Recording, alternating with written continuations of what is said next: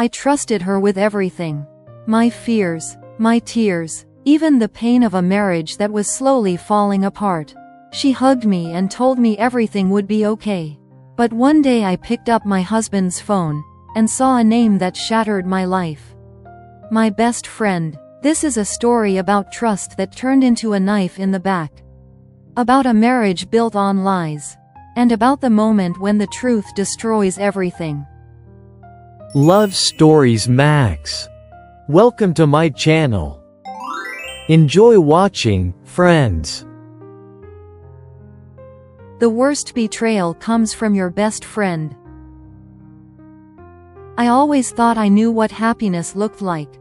It smelled like coffee at 7 in the morning, when John quietly placed a cup on the kitchen table. It sounded like the laughter of our son Lucas when he ran barefoot down the hallway and jumped into our bed on weekends.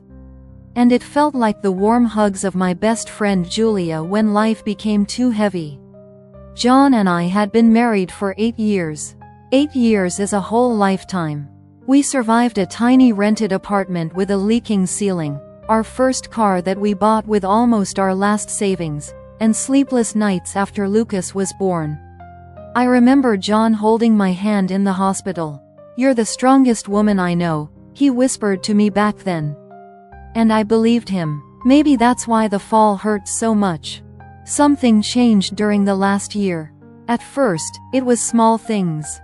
John started coming home later from work. His phone was more often lying face down on the table. "Just a lot of work," he would say. I wanted to believe him. But at night I would lie next to him staring at the ceiling, listening to the quiet sound of him scrolling through his phone when he thought I was asleep. That's when I started talking more to Julia. She had been my friend since university. She knew me even before I met John. She came over often, bringing little toy cars for Lucas and laughing so loudly that it filled the entire apartment. And when my marriage started to crack, her shoulder became the place where I cried. I remember that evening. We were sitting in the kitchen. Lucas was already asleep. I was crying. "I'm afraid John doesn't love me anymore," I said, wiping my tears with the sleeve of my sweater. Julia hugged me. "Elizabeth, you're imagining things. He's just tired, but he barely even looks at me anymore. All marriages go through this," she said softly. Back then, I didn't know that at that very moment she already knew the truth. Sometimes she even gave me advice. Try not to pressure him. Give him some space. Men sometimes just get lost. I listened to her because I trusted her. Because I believed she was on my side. A few weeks later, things got worse. John started staying overnight at work. One day Lucas asked me, "Mom, does Dad still love us?" That question broke my heart. "Of course he does, sweetheart," I said and kissed his hair. But when he fell asleep, I called Julia again. "I don't know what to do," I whispered into the phone. She was silent for a few seconds. "You're strong, Elizabeth," she said. What I didn't know was that at that moment she was standing on the balcony of an apartment, right next to my husband. The truth came by accident. One day John forgot his phone at home. I wasn't planning to check anything, honestly, but it kept vibrating on the kitchen table. A message, another one, and another. I glanced at the screen. The name I saw made my heart stop. Julia. At first my mind refused to accept it. No, it can't be her. I opened the message, and the first line felt like a knife. "I miss you. Last night was perfect." My hands started shaking. I scrolled through the chat, and every word cut deeper. Photos, plans, jokes, and messages from Julia, about me. She cried again today. Everything went dark around me. I sat on the kitchen floor, holding the phone, feeling something inside me completely break. Not just my marriage, something bigger. Trust. The worst part wasn't that John betrayed me. The worst part was that I cried on the shoulder of the woman who was destroying my family. That evening Julia texted me, "How are you? Thinking about you." I stared at the screen for a few minutes. Then I replied, "Can we meet tomorrow?" The next day we were sitting in a small cafe. She was smiling. "How are you, love?" I looked at her and saw the person I once considered almost a sister. "Julia," I said quietly. "Yes? Tell me honestly, do you love my husband?" Her face turned pale. She understood. In that moment I saw something in her eyes. Not my friend. A stranger. I don't remember how I walked out of that cafe. I remember only one thing. When I came home, Lucas ran toward me. "Mom." I picked him up and held him tightly. And for the first time in a long time, I understood something. My life had been shattered. But I hadn't. That night I barely slept. Lucas was breathing softly in his room while I sat in the kitchen staring at a cup of cold coffee. 8 years of marriage, 8 years of trust, destroyed by two people I loved the most. But the strangest thing was this. I wasn't crying anymore. The tears were gone. In their place was something colder. Clarity. And I knew exactly what I needed to do.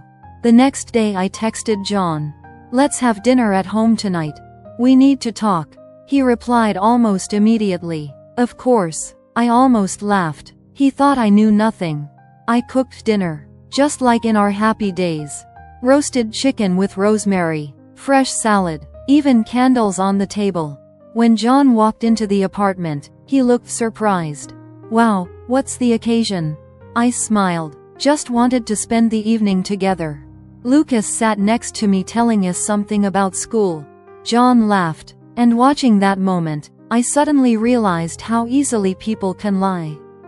When Lucas went to bed, I said quietly, "John, I invited one more guest." He frowned. "Who?" Right then, the doorbell rang. I walked to the door. Julia was standing there. She looked confused. "Elizabeth, you said it was important?"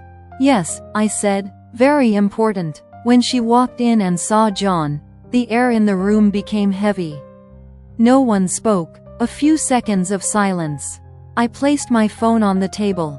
The chat was open. Their chat. John's face went pale. "Elizabeth, I can explain?" I raised my hand. "No." My voice was calm. Too calm. "Yesterday I read messages from my best friend telling my husband that I cried on her shoulder." Julia lowered her eyes. "Elizabeth, you listened to me talk about how afraid I was of losing my family." My voice trembled now. "And at the same time, you were sleeping with my husband." The room fell silent. Even the clock on the wall seemed to stop ticking. John stepped closer. "It was a mistake." I laughed quietly, bitterly. "A mistake?" "It lasted 8 months, John." He froze. He knew. I had read everything. I picked up a folder from the table and placed it in front of him. "These are divorce papers." He stared at me like he didn't recognize me anymore. "You can't just..." "Yes, I can." I looked straight into his eyes. "You destroyed our family." Then I turned to Julia. "And you destroyed our friendship." She started crying. "Elizabeth, please." I felt strangely calm. "Do you know what hurts the most?" She looked up. "I trusted you more than anyone." John said quietly, "What about Lucas?" And that was the moment my heart trembled. "Lucas will have a mother who respects herself." My voice was firm. "Not a woman who lives in lies." They left together. It almost felt symbolic. Betrayers always leave together. I closed the door and leaned against it. Only then did the tears come again. But when Lucas woke up that night and softly called, "Mom," I wiped my tears and went to his room. He wrapped his little arms around me. "Are you sad?" I kissed his forehead. "No, sweetheart." For the first time in a long time, I told the truth. "I'm just starting a new life." 3 years have passed. Sometimes it feels like it happened in another lifetime. Back then I was sitting on the kitchen floor, holding John's phone, believing my world had ended. That the pain would never leave. That I would never trust anyone again. But time does strange things to the heart. It doesn't erase pain. It simply turns it into a memory that no longer cuts. Now it's a Sunday morning. The kitchen smells like pancakes. Lucas is sitting at the table trying to pour syrup by himself, and half of it ends up next to the plate. He's 9 now, and he looks so much like me. Sometimes he lifts his serious little eyes and asks questions that break and heal my heart at the same time. "Mom, are you happy now?" I remember the night he asked me that. We were sitting on the couch watching an old cartoon. I stayed quiet for a long time. Then I hugged him. "Yes, sweetheart, now I am." And it was the truth. The first years after the divorce were hard. There were nights when I cried quietly so Lucas wouldn't hear. There were days when I felt completely broken.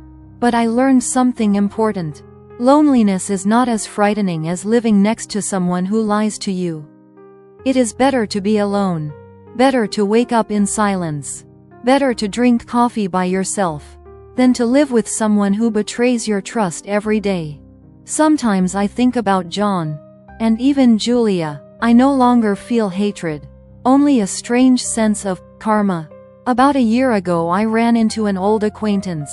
She said, "Did you hear? John and Julia broke up." I didn't ask for details. I didn't need them, because I already knew one simple truth. People who build relationships on lies rarely find happiness in them. The strangest thing is, I'm grateful for what happened. Because that day I lost 2 people. But I found myself. I learned to respect myself. I learned to say no. I learned not to be afraid of being alone. And do you know who helped me the most? My son. One day at school the teacher asked the children to write about their hero. Lucas came home and showed me his paper. It said, "My hero is my mom. Because she is the strongest." I cried that day. But those were very different tears. Sometimes people are afraid to lose a marriage. Because they think they will lose everything. But the truth is, sometimes, to find yourself, you have to lose the people who never valued you. Tonight Lucas and I will go for a walk in the park. He will run ahead of me, laughing and telling me about his dreams. And I will watch him and think one simple thing. My life didn't fall apart. It simply began again. And now I know for sure. It's better to be alone than to live with just anyone, in lies. Thank you for watching. Subscribe to my channel so you don't miss new stories. And also write in the comments how you liked this story on a scale of 1 to 5. Watch the following video and enjoy watching.